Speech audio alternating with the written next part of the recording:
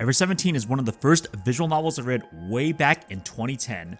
I remember back in the day, this was one of the premier titles constantly recommended by fans as a must-read, as it was one of the few really good sci-fi mysteries to exist with an official translation to boot. Sadly, these days, it tends to be underlooked, partially due to its admittedly outdated English translation, but also due to it not being ported to Steam. Meanwhile, other works by main writer Kotarou Uchikoshi like Zero Escape and AI The Somnium Files are much more accessible and have gameplay for those who need that extra interactivity. However, to me, Ever17 is still easily the best work Uchikoshi has worked on, and essentially tied with Remember 11 as my favorite mystery visual novel. I like to compare and contrast Ever17 to 999 or 9 Hours, 9 Persons, 9 Doors specifically, as they both star a very similar premise as a group of characters stuck in an underwater building and have to work together to escape. There are a few things that bothered me about Zero Escape as a whole, including 999, compared to Ever17. Firstly, the need for a villain and or a culprit. It does work, but as the Zero Escape series went on, this need for a constant villain and therefore motivations got overly complex and was clearly not Uchikoshi's strong suit.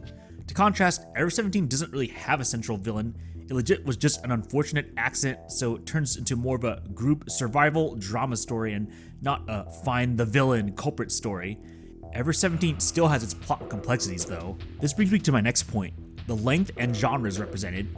Zero Escape and AI The Somnium Files, while technically having a flowchart with different endings, ultimately is a linear find the culprit story as said. This ends up emphasizing more on the plot, which is fine, but you develop much less of an emotional connection to most of the characters, especially 999 where half the characters are barely worth caring about by the end, especially due to 999's relatively short length. On the other hand, Ever17 is more of a blend of a romance nakige and sci-fi mystery. There's much more slow-paced slice-of-life scenes compared to anything Uchikoshi has worked on. These slice-of-life scenes have garnered a lot of criticism, but I never found it an issue. I thought just about every character was likable and or eventually gets interesting character development. Seeing the ways characters interact and get to know each other or go to different parts of Lemieux felt really organic as part of this survival story.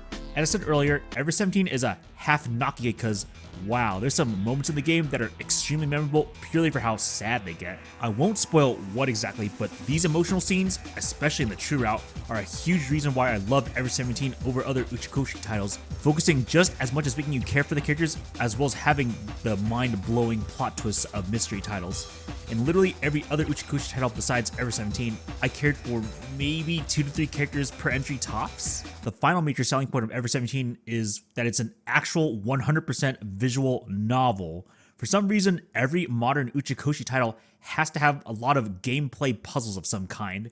For titles that are supposed to be plot heavy, these gameplay puzzles tend to be pace breakers for the story for me. Even when they're supposedly easy, they at minimum take 3 to 5 minutes to beat. But if you get really stumped without a guide in later games, sometimes you could be trying for at least 20 to 30 minutes for some puzzle rooms.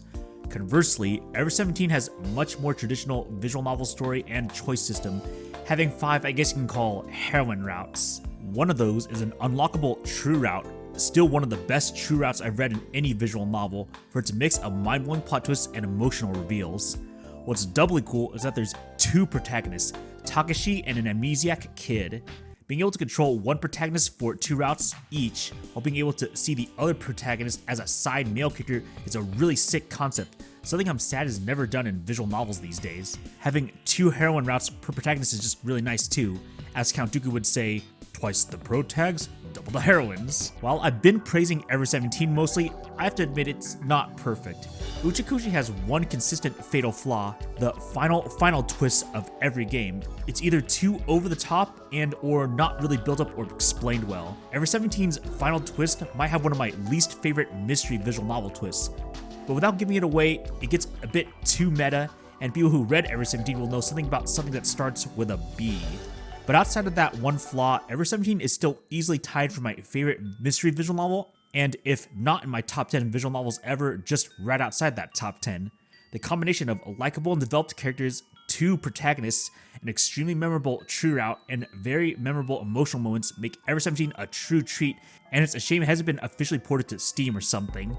A remake is supposedly coming by Mages, so hopefully whenever it comes out, people can experience the greatness of Uchikoshi's true start to mystery stories.